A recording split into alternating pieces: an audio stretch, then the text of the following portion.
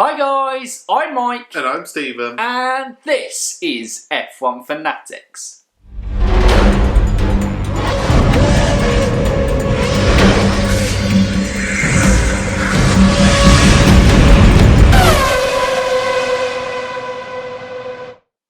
Welcome back to another track comparison video. And first of all, I have to state an apology. I didn't realise, I think we had just kind of gone from there, but yesterday in F1 Fantasy Weekly, I wasn't wearing an F1 top.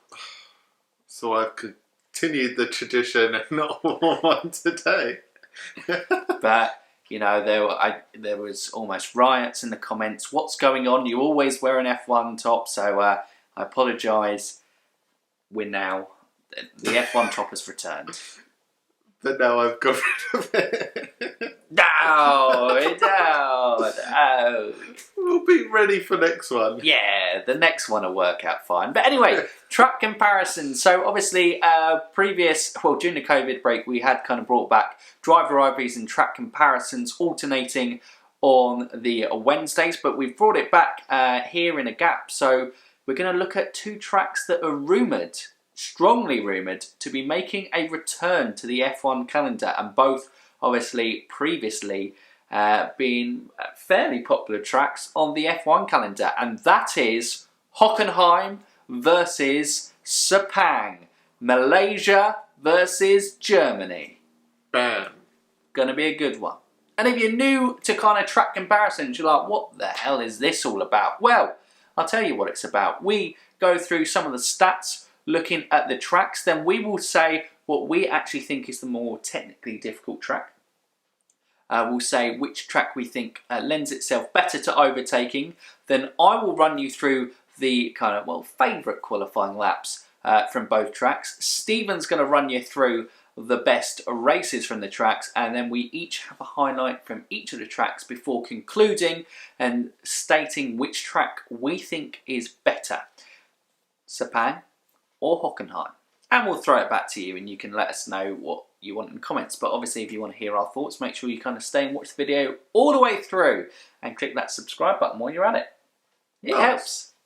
Should we go for some stats, Stephen? Let's go for it. So, track comparison starts now. Stats, Hockenheim, you're up. So, starting with Hockenheim, yes. It was first introduced in 1970, but it was fairly on and off. It was first introduced because the drivers boycotted Nuremberg, but then Nuremberg came back the next year anyway. It's held 37 races there. The most successful driver there has been Michael Schumacher with 4 wins. Last winner there was, of course, Max Verstappen in 2019. Track length was 4.574 kilometres. There is 67 laps there. Fastest lap is held by Kimi Raikkonen with a 113.7, and the capacity is 120,000.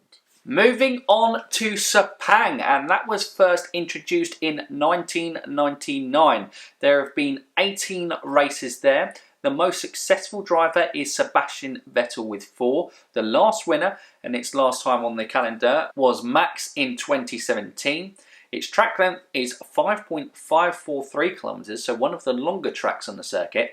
Number of laps are 56. Fastest lap is held by Sebastian Vettel with a 134.080, and its capacity is 100,000.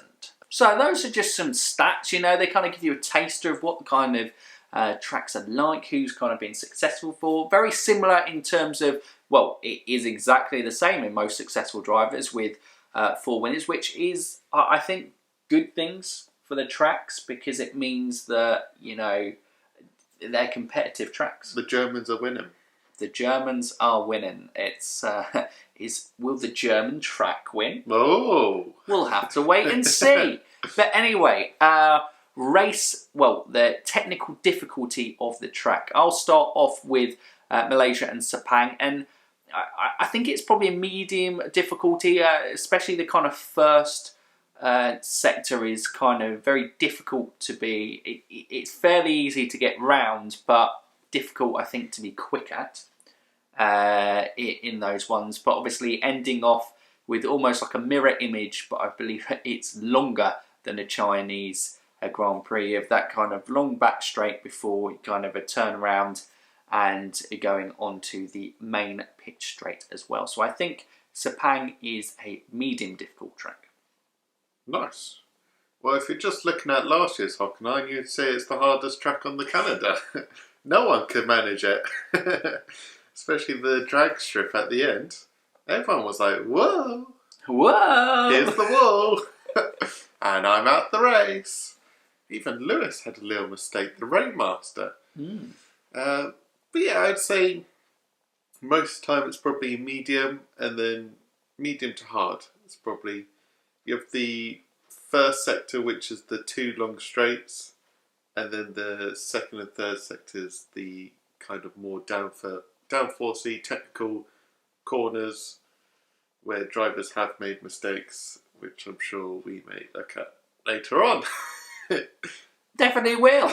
But yeah, I think that's fair. I would say probably Hockenheim in its shortened circuit is probably more difficult because it's narrower as well, and I always think the narrower tracks are more difficult because there's less margin for error, where Sepang is so wide and so much runoff area. It's just, which probably lends it on to the next point quite nicely, and overtaking.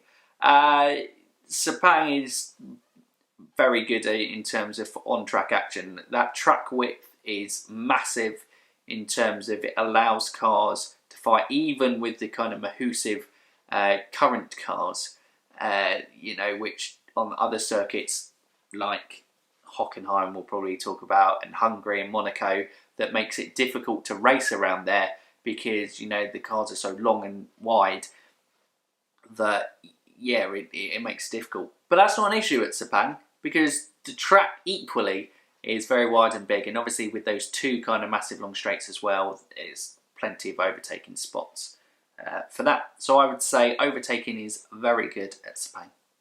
Nice. Hockenheim, as you mentioned, not probably known for its overtaking. It is quite a narrow track, and it's mainly it's mainly down to the qualifying day and then track position and just jumping people in the pit stops. There's not too much fighting on track. It's fair to say. I think that's fair to say. I think Sepang, if you're wanting kind of overtakes for your exciting races, then that is definitely the track that you'd want back on the calendar in terms of that. But we won't jump into conclusions just yet. But we move on to qualifying, and obviously qualifying is usually, we started off saying best qualifying, but for most of these we hadn't kind of seen, or it's difficult to really tell too many great laps. So what we've just gone for is favourite ones. So starting off with Sepang, it was the first pole position of a young Spanish driver, Fernando Alonso, at his return to Formula 1. His first ever pole position was at the Malaysia circuit. Very impressive. All the way back in 2003 was a great lap at Sepang, and yes, I mean, Fernando features again. I wasn't going to miss it, was I? I wasn't going to miss it. I think he's appeared the most. I think he's got the most appearances at Malaysia. That is interesting. Very good. Fun fact. And, if Malaysia comes back to the circuits permanently, he's only going to be back again. But yes, on to Hockenheim, and I've been a little bit naughty here in terms of, so basically in after 2001 it was deemed that it wasn't safe, the old layout of Hockenheim, but I did prefer it. I liked it, just the woodland section. It wasn't great, and for the right reasons it was, but in terms of compared to the modern layout, I just think that old lap was better. So I went for the 2001 Juan Pablo Montoya pole lap there, and I mean, it's just great listening to the engines roar around, and it's such a high speed kind of that forest section as well, just kind of like maxing out. It's a brilliant pole. I'll, as always, leave links in the description to those pole laps. So yeah, make sure you go and check them out, especially Fernando. No, the Montoya one was the better pole lap to watch, definitely. But yes, moving on to best races. Best races, I'll start off with Hockenheim, going for last year. As mentioned, it was complete chaos. Even a Williams got a point. Max Verstappen won in the rain conditions. The drag strip was in full force, taking victims left, right and centre. Yeah, Nico Hülkenberg's hopes of a his final hopes of a first podium taken away. Cruel, it was there and then it was gone. It had everything. Had the drama, had the rain. Did it have controversy? I'm trying to think. Was that one that Bottas? No. I don't think it had controversy. It just had lots of crashes. It had lots of action. That's a great F1 race will have like a battle for the lead or just utter chaos, and last year's Hockenheim had utter chaos. yes, it definitely fell into the chaotic one on that. It didn't really have a battle for the lead because Max was basically the last one standing out of Red Bull, Mercedes and Ferrari. Yeah. But yes. And Vettel had started from the back, so it was always going to be something for him. Exactly. But finished second. Which in itself very impressive. My Malaysia race highlight is going to be the 2001 Grand Prix, where Michael Schumacher and Rubens Barrichello secured a 1-2. Very surprising of the time, wasn't it? Yes, very. Ferrari really struggled in 2001 and they really didn't have a great car. So to gain a 1-2 in 2001, it surely was a big surprise. No, it wasn't. It was in Ferrari's dominant years, but it was a masterclass, wasn't it? Yes, just like Hockenheim, it had utter carnage. Started in the dry, Schumacher got away well. I think Ralf Schumacher was up there as well, but then by lap 3, the rain had come, and it had come hard, and everyone was slipping and sliding. I think the track was literally called a flooded circuit. Schumacher and Barrichello went flying off together. It was quite nice. They went together into the gravel trap, and I think safety car came out. Everyone was doing their pit stops, but Ferrari, they're not the best when it comes to quick thinking, and they were double stacking Barrichello and Schumacher. Schumacher was second. He was there for 72 seconds. Yeah, good time. Just sitting there, seeing them fluff about with Barrichello, and then him to roll up and then to fluff about with his car. But everyone had gone on to wets. But Ferrari, onto intermediates. Bold call. Bold call. Very bold call. But Schumacher, he doesn't need to play it safe on full wets. Gave him those inters and he flew. They were at the back of the grid and he flew all the way to first. Masterclass in the rain. And it was a performance that you come to expect. Maybe one. Sounds very good. Maybe we should watch it as a classic race review. Maybe. Could be one to add to the list. But before we get to our conclusions, there are some honourable mentions or race highlights or moments of note from the kind of circuits over the years. And do you want to start off with your highlights, Stephen? Yes. So I'm going to start with Hockenheim. Yes. 2008 Grand Prix, and Lewis Hamilton comfortably leading most laps of that race. He hadn't led every lap. But is that Glock? No, that's later in the season. That's later. But it was Glock who span out and crashed, bringing out a safety car. And safety cars mean fun and chaos, as mentioned in the last highlight. And no one could really manage it, but Nelson Piquet, from nowhere to first. After the safety car, pit stops, Nelson Piquet, Massa 1-2. Nelson Piquet is back. Obviously, this is Nelson Piquet Jr., so he's not back. He was there. Yeah. In first, leading a F1 Grand Prix race.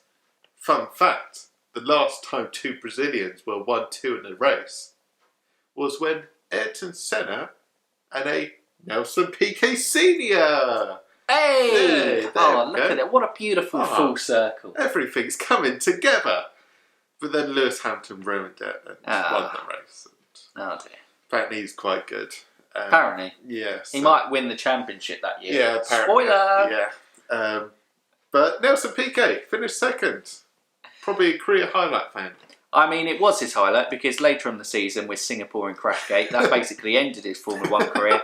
But at least he won the Formula E Opening Championship in 2014. Wow. Yeah, sounds about right. Go from there. But it was a career of what could have been after that. Yeah. But unfortunately for Nelson Piquet Jr., that was a highlight and not a regularity. Yes. But my highlight for Malaysia, short and sweet, 2015, Sebastian Vettel's first win with Ferrari. Ferrari are going to dominate with Sebastian Vettel. Vettel's going to beat Schumacher's record of 7 wins. It's going to be incredible. An incredible relationship. It's the start of a new era of Ferrari dominance. 2015 Malaysia Grand Prix. 2018 Hockenheim Grand Prix. Sebastian Vettel. Now, obviously, some kind of things had happened in the 2017 season to show some chinks in the armour with Ferrari and Sebastian Vettel. But in 2018, after beating Lewis Hamilton at his home Grand Prix, our first Grand Prix that we ever attended, the British Grand Prix, the week later, he goes on to the Hockenheim Grand Prix.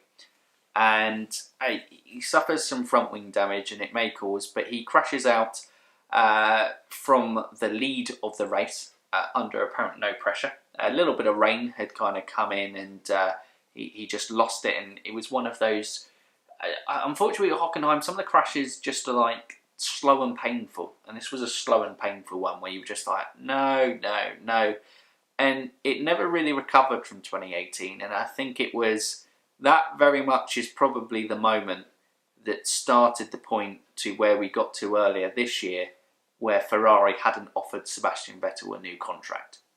And it's sad because, like Stephen was saying, it did feel you were desperate for Sebastian Vettel to achieve his childhood dream, to emulate hero Michael Schumacher and win a world championship with Ferrari. Unfortunately, it hasn't worked out that year because they're definitely not going to win it this year. And he won't race for Ferrari again, although I'd be very surprised if somehow in the future he did end up back there. But he looks like he might still be competitive and might still add to his 4 great world titles that he currently holds in this sport. So he didn't go on and dominate. No, just to clear that up. Yeah. Obviously, Stephen came with some great enthusiasm, but no, it was a decline. And Hockenheim, unfortunately, there. But we go up again to his teammate and good friend, Kimi Räikkönen. And we're back in 2003, back at Malaysia.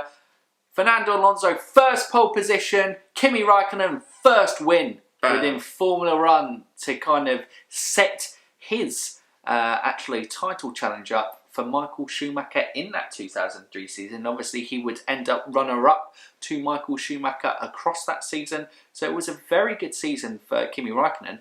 But funnily enough, actually, that was his first and only win of the season, which makes it even more impressive with consistency that he came second. And it wasn't like second and miles behind Michael. It was very close. It went down to the last race.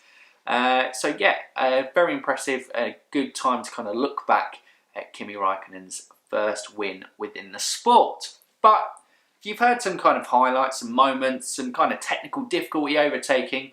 It's now time to get to the business end of this video, and that is the conclusions. So, Stephen, I'm going to throw it to you first. No. Yeah, putting you on the spot. Out of Hockenheim, Sepang, which one do you think is the better circuit to come back to Formula 1 this season if it does actually happen?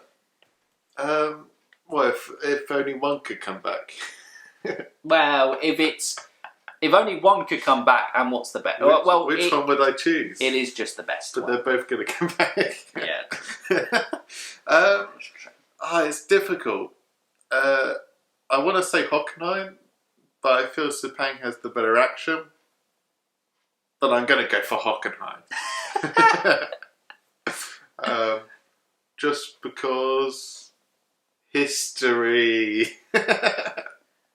It's got great history. I don't know, there's something about Hockenheim that intrigues me more than the Malaysia Sepang.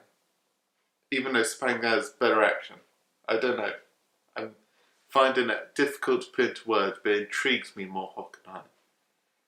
The race, yeah. I suppose now with our kind of great history of German drivers within the sport, and obviously Michael Schumacher being the most successful as it stands, Lewis Hamilton looks very, very set to be going on and breaking those records in the next couple of seasons. But yes, I think Hockenheim definitely does have that history. And like I said, if it was the old Hockenheim circuit, if they'd found a way to make that old Hockenheim circuit safe, I would have been all for Hockenheim. I do love that old circuit. But in its current state, it's just... The Saturday's all right, and it requires a little bit of rain to spice things up. Yeah. In the dry, where Malaysia, rain or dry, is a pretty great race, and it was sad to kind of lose it from the calendar. It was Sepang themselves who pulled out, not F1 wanting to replace it, which I think is probably a note. Hockenheim was not renewed, where Sepang was kind of renewed on it. I just think for modern F1 cars in this current state, how we're going to see it in this season, I just think Malaysia would lend itself to better racing as a whole, and I think that would be exciting, and it's come up with a lot of great races over the years. Yeah, that's for sure. I think for both it was the attendance figures that was the reason why they pulled out. I know Hockenheim didn't renew that, but I think it was more them couldn't agree on a better deal. Because I think Schumacher was the driving force, I think I read, behind Hockenheim, and Sebastian Vettel didn't have that much of a pull to the German fans. No, it's strange. Sebastian Vettel, despite obviously being a full-time world champion, hasn't been able to emulate the kind of drive and passion that Michael did. But then Michael has a very unique character, so I guess it's very difficult. To follow that type of guy. You just feel enthused with Michael Schumacher. You do with Sebastian Vettel. He's a lovely guy and stuff, but I guess Michael had that extra little bit there. And Sepang, I guess it's in a difficult part of the world in Malaysia. I guess the popularity just to get to, and also they had Singapore in that region, and which was the night race, which obviously gained great popularity because of that. But it would be great to see both back on the circuit and see how they do. I think both will be great additions to the 2020 calendar, and it being a bit later in the year, I think probably increases the likelihood that we might get a bit of rain to spice up. Oh yeah. So Woo. But yes, I'm going Malaysia. I'm going Hockenheim. And now it's up to you guys. We actually haven't agreed on one, which we've agreed on the last couple. But yes, you guys decide, what do you think is the better track out of Hockenheim and Sepang? Just as better tracks as a whole, better tracks for the cars at the moment, better tracks over course. Better history. Which was the better Hockenheim circuit? Pre-2002 or post-2002? But yeah, no, certainly guys, will be love to hear from you guys in the comments below. And if you are new around here, or you're watching this and haven't done so already, Stephen, what can they do? They can like, they can subscribe, and they can ding that bell. Ding that bell. But that's it from us today, guys. We hope you've enjoyed this track comparison. As always, you can comment what next driver rivalries or what next track comparison you would like us to do on the channel. We love to kind of hear your suggestions that we've taken. We've Done some of those. I think the most recent one was the Barrichello versus Bottas was a recommendation that we looked at for our driver rivalries. So make sure we kind of give us some suggestions down in those comments. But for now, you F1 fans, keep racing!